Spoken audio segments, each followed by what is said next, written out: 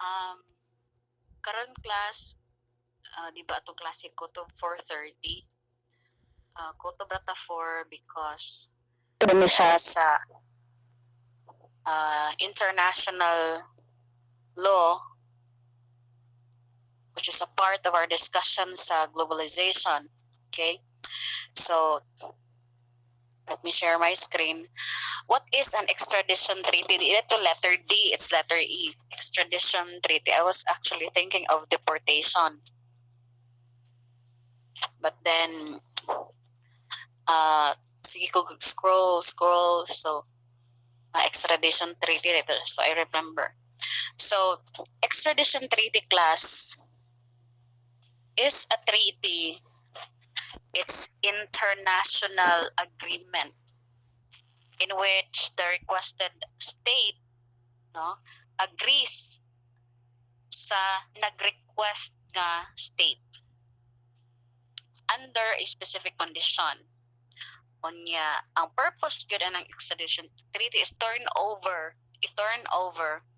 ang person who are within their jurisdiction, unya charge siya with a crime against. Example, Hong Kong and Philippines. Okay, the government of Hong Kong and the government of the Philippines created an extradition treaty. So nag-agree sila as to scope or kanang unsay crime wherein included sa treaty.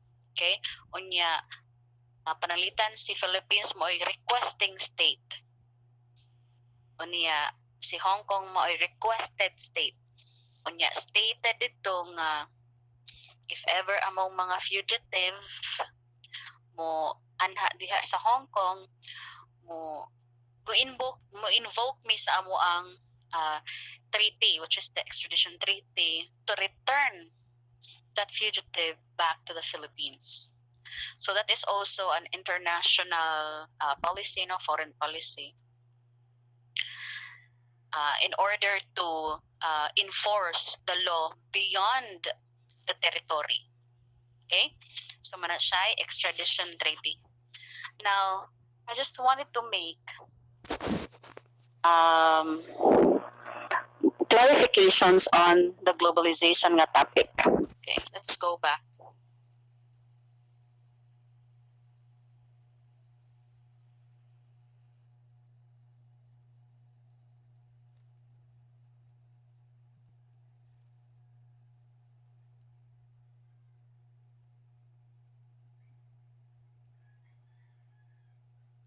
So niingon ta class no nga globalization actually is a concept which is not new. So una nanina exist, it's just mura na siya o gina-follow sa tanang states all over the world because it has advantage on it economically. And globalization, or through globalization, each state, each country share information, ideas, communication, and even political endeavor, no? And of course, economically sa trade, transportation, it has the benefit. And what causes globalization is that because the investors, the capitalists are expanding their business, their investments. So sila may mag-finance and then somebody will do the labor. Okay. And then sharing technological know-how on digital communications, information system, biotechnology, microelectronics, robotics, and any kind of innovation. So, therefore, ma'am, in other words, globalization only only a trending because of innovations. and also expanding the business. Is that correct, ma'am? Yes, that's correct. But what is the challenge? There are a lot, no? Mas mas daghan pang disadvantage kaysa advantage. Disadvantage outweighs the advantages of globalization. And because of that, nindot kaya ang atong purpose nga nung ni-expand ang globalization. Economically mo progress ang usa ka country. But then, of course, ginasakyan sa na siya sa mga kriminal. And because of that, challenge sa ato ang law enforcer, challenge sa international arena, because karang sa mga crime are territorial. Pagpasabot, it is only applicable to the country wherein the law is being enforced. Outside of the country, you can no longer enforce. Except kung na extradition treaty, no? Except if the law specifically exempt or required nga bahalag na apa ka sa gawas naghimo sa crime, you are still liable in the country. Okay? And recently, we've experienced the disadvantage of globalization sa open borders, transportation, no? Dali kaayo ni katag ang so-called virus, and for the first time in history, the whole earth has been locked down, quarantined. All the borders are being closed. To that effect, economically affected ang kada country because we are importing goods, exporting goods. And right now, class, the war that broke out in the Western Asia between Russia and Ukraine, and China versus Taiwan, Israel versus the Palestine, no? Iran, Iraq, almost halos na lang tanang tibok kalibutan states are against with each other. Okay? And then, because of that, some countries, no, labi na ka ng mga poor countries are affected economically.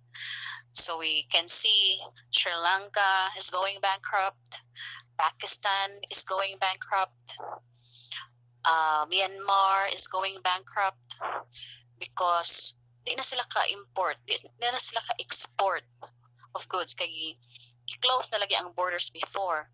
And then with these vaccines that countries are forced in a way that they wanted to open their economy again. Mao na lang na nga to ang buhaton mo, palit na lang tapugos sa mga vaccines para i-open ato ang mga borders, balik ang atong dagan sa atong ekonomiya. So kung mag-purchase ka, ang angkin sa may kwarta imong gamiton, kwartas tao. So daghang effect, daghang ipanggutom. Moto akong giingon nga gi-mention nga mga countries, Sri Lanka, kasagaran no, third world countries are going bankrupt. And with this, because of globalization, because of the effects and the disadvantage, ingon ko nga ang mga kriminal ni sakay sad ani nga bag-o nga trend. And what are those crimes nga considered to be borderless, meaning they can be committed with even beyond or outside the country? Gitawag na siya class of transnational crimes. Okay, we have terrorism, we have drug trafficking, we have money laundering, trafficking in persons, cyber crimes. No? So these are just a few kanang smuggling of exotic animals, smuggling of goods, smuggling of drugs, smuggling of firearms, ammunitions, and so on. Okay, so the principal targets of international police cooperation are serious transnational crimes, international police cooperation, and we all know nga natay Interpol, International Criminal Police Organization. We have Asianapol, we have Europol, and so on. Article 2 of the United Nations Convention Against Transnational Organized Crimes defines serious crime as constituting an offense punishable by a maximum deprivation of liberty of at least 4 years or a more serious penalty. Serious crime, okay, committed by organized crime. Unya, upat ra ka tuig. Ang United Nations ay. So definitely, class, if it's a transnational crime, it is managed, it is managed by organized crime group, okay, mga organized criminal group na ginay mafia. Teka na, palang daang pagtransport sa mga goods, dapat daghang connection. Dapat na kay kaugalingong barko. Dapat na kay tao sa customs, no? Sa Bureau of Customs. Kaya di aman nimo ipaagi ang muhang mga goods. Okay. Transnational crime is an activity that is considered a criminal offense by at least 2 countries. It is an offense whose inception, prevention, and or indirect effects involves more than one country. Okay. Ma'am, what is the effect of transnational crime in each country? Actually, class, kung mag-smuggle ka og goods, dako kay nag-effect sa ato ang country economically. Kay dapat ang tanang goods butangan na og tax. Karon kung imuha ng smuggled, wala na nakapatong nga tax. Mo nang you've heard a lot in the TV, no? The radio. Usahay dili lang gani na ibutang sa radyo ug sa TV. But it is happening. Na kaning dako nga organized group, wala na ni sila ni operate kay nasakpan nga nag-smuggled og mga goods. Unya walay tax nga gibayad. Okay?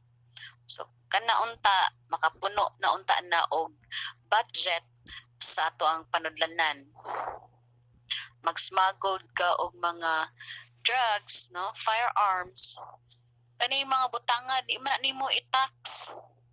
Kaya nga naman, illegal man eh. Okay? Pwede palang taksan ang kada sachet sa shabu. Pero, these are the items na considered to be illegal. Okay. Transnational crimes are especially concerned with acts criminalized by laws of more than one country. Example of transnational crimes, terrorism. What is terrorism? It is a tactic or technique by means of which a violent act or threat thereof is used for the prime objective of creating overwhelming fear for coercive purposes. So, when we say terrorism, you need to expect that this could be a violent one. And kasagarang sa mga terorista are politically driven. No? They have political purpose. Ang ilahang way nga matagad sila sa government is to create violence, to create chaos, bomb the whole city if you wish. No, that's what happened in 9/11 bombing. Bombahan nila ang Twin Tower through the use of an airplane. Hijack kintahay. Okay. Trafficking in persons. The exploitation of vulnerable people for purposes of sex, labor, and organ harvest by organized criminal groups. Okay. You traffic people. Ang sa may purpose nimo nga nang imonhang i-trafficking ang person for slavery in sex, labor, no, or slavery, organ harvest. You know what? There are a lot of countries in the world nga legal ang abortion. Unya, unsay buhaton nila sa mga aborted fetus? Kuhaan na nila og organ, kidney, heart, liver, lungs. For what purposes? For medicinal purposes, cosmetics, no? Mga sabon nga placenta. Placenta, sa Bisaya, inunlan. Asa man na nimo makuha ang inunlan kung dili sa aborted babies or inunlan ka ng panganak nimo. Okay. So sa may buhatan anak nila sa organ sa mga aborted babies. Himuon og again cosmetics. Could be bioweapons, no? There could be a gene, specific gene or protein nga makita ra sa usa ka fetus for scientific purposes. Himuon og tambal sa ba.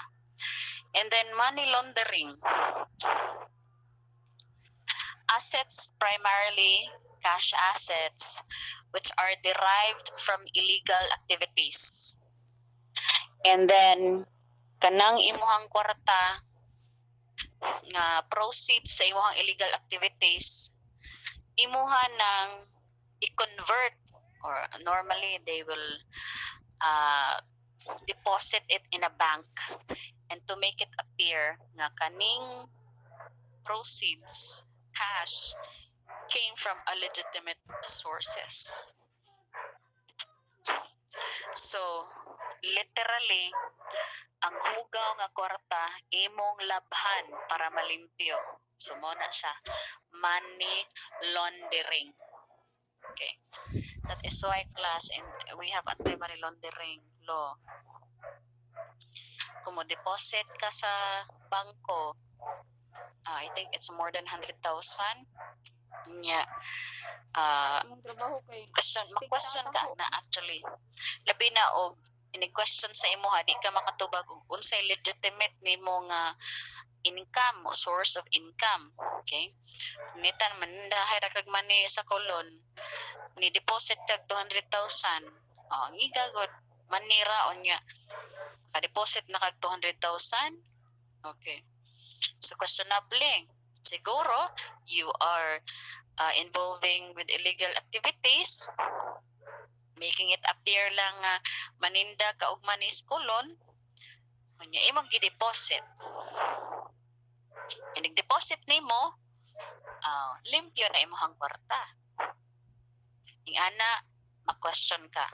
That is why some banks would not allow you to deposit more than 100,000 pesos per transaction and per day. Gawas og pag-iya ka og business, no? Mag-deposit ka ana nga klase sa kwarta every day. Justified ang imong pag-deposit sa kwarta. Drug trafficking. Illegal movement across one or more national frontiers of psychoactive substances. Okay. Trafficking of drugs, no? I-transport nimo ang prohibited drugs from one place to the other. And cybercrimes. Okay. Ang cybercrimes may pinakakuyaw sa tanan. Ang cybercrime class, ang web or ang cyberspace, tulo na siya ka klase of ways in committing cybercrime. Ang cyberspace, nag-commit ka sa crime sa cyberspace. Mo commit ka og crime by using the cyberspace. How? Okay? Or you are committing a crime in the gadget, for you to able to commit a crime in the gadget itself or in the computer, kinahanglan connected ka sa cyberspace, sa internet. Okay?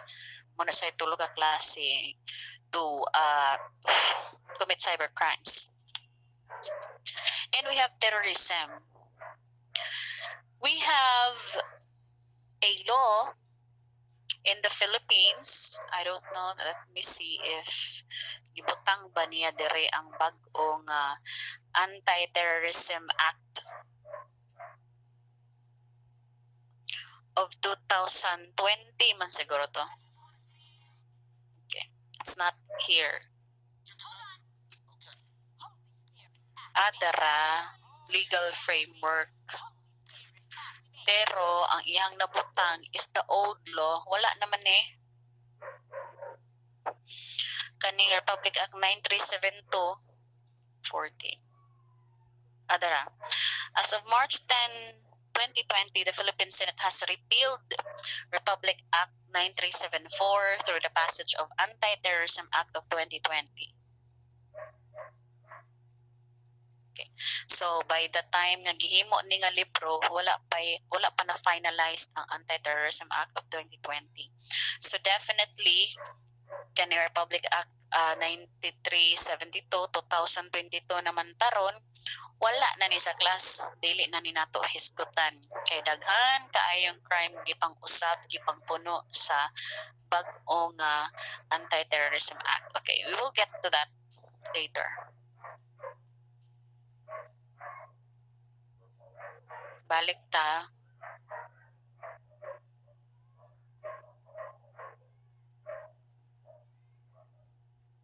So terrorism, dako kay siya istoryahon nga topic. As to the definition of terrorism, it would depend on the country who will adopt a law, and then depende po nila unsaon nila pag-define ang word nga terrorism. But definitely na ay definition ang international kanang ang United Nation. Okay? So there are a lot of authors trying to or attempting to define terrorism. Okay. Ang terrorism class maglahi-lahi ang iyahang scope. Kaya kung imuha manggod nang i-define, ibutang nimo sa law, ang scope niya would definitely change, no? Sa uni mo siya pag-apply. And then right now, terrorism is kanang kung ano siya, murag karaan na kay siya nga concept. Okay, again, the terrorists are using something nga dili mosulod sa definition sa terrorism, definition sa law sa kada country. Okay. For one, attempts of the United Nations to postulate a universal definition through the UN Comprehensive Convention on International Terrorism. Okay. And primary of which is the resistance of the members of the Organization of the Islamic States to include armed struggle for liberation and self-determination as among the acts that may fall under the umbrella of terrorist attacks. Mauni siya yung mga kasagarang definition sa terrorism. According to Brian Jenkins, 1984, terrorism means the use or threatened use of force designed to bring about a political change. So this is what I've told you about. Na terrorism is a political-driven criminal act. Another attempt, according to Walter, 1970, it constitutes not terrorism, constitutes the illegitimate use of force to achieve a political objective by targeting innocent people. Nganong innocent people man ay lahang i-target, magpatagad man sila sa gobyerno. Kay ang ilahang purpose is something political. According to Omnibus Diplomatic Security and Anti-Terrorism Act of 1986, terrorism defines as the unlawful use of force or violence designed to intimidate or coerce gani pugson ang government or civilian population in the furtherance of political or social objectives. So here comes the word again, political. And according to Martha Crenshaw, 1983, terrorism, socially and politically unacceptable violence aimed at an innocent target to achieve psychological effect. Also, method of combat in which the victim serves as symbolic targets, a premeditated, politically motivated violence perpetrated against non-combatant targets. Okay, according to the UN panel, terrorism is any act intended to cause death or serious bodily harm to civilians or non-combatants. Ang purpose, i-intimidate ang population or pugson ang government or international organization. And then sa terrorism, ang tawag sa mga tao nga nihimo og terrorism act are called terrorists. Normally, they worked in a group, so terrorist group, and their act is called a terrorist act. Okay. So what's the history of terrorism? As early as 1789, during the French Revolution, there is this called already a terrorism happening. Okay. We called it the Reign of Terror. In Europe in 1848, revolutions of 1848 or the springtime of the peoples. It was employed to describe violent revolutionaries who revolted against the government. Okay? Para nila terrorism na siya. Sa tuwa class, under the revised penal code, if a group wanted to overthrow the government, dili na sa terrorism ang tawag. Ang tawag ana is rebellion or insurrection, sedition, something ana. By the end of 1800s to 1900s, terrorism was used to describe violent activities of a number of groups, including labor organizations, anarchists, nationalist groups revolting against the foreign powers, and ultra-nationalist political organizations. Pagkahuman sa Second World War, colonized people revolted from European domination. Nationalist groups were declared as terrorist groups by most colonial powers. Gikan sa 1960s hangtod sa 1980s, it was applied to violent left-wing groups as well as nationalist groups in Asia, Africa, Middle East, and even Latin America. So, unsa man day criteria sa pag-define sa terrorism? Number one is that ang target. Kisa may target, ano nila? Is it the innocent people? Is it the government? No? And then what is its objective? Unsa may gusto nilang makabot? If they will employ violence, unsa may day gusto nilang makabot? Okay? Unya unsay motive nila? And who are these people? Normally, kung terrorist group na agad ni sila yung mga dogmas, principles na gi-follow. And the legitimacy or the legality of the act. Okay. What are the kinds of terrorism? We have apolitical terrorism, revolutionary terrorism, state terrorism. What is apolitical terrorism? Apolitical terrorism is the employment of force in a terroristic manner but for non-political ends. Okay? Apolitical. This is a correct spelling. That means Ang purpose is non-political. Okay. What are the types of apolitical terrorism? Psychotic terrorism, meaning this comes from an abnormal behavior. Psychotically. Kung may ingon ganitag psychotic class, mauni sila ang mga klase sa mga tao nga they do violence for pleasure. They feel satisfied in doing violence. Why? Because they have no emotions. They cannot feel any emotion. Ano yung mga kuya nga klase sa mga tao? Na ding anak nga klase nga tao, ma'am, na, of course. Kanang dili humanistic ang nature ba? Kaya kitang tao class, as human as we are, we feel emotions, right? Makasala ta sa atong isikatawo, mag-guilty ta. Unya, ibagabag yun kasi imuhang konsensya. So that's normal. But what is not normal is that when you do violence, di ka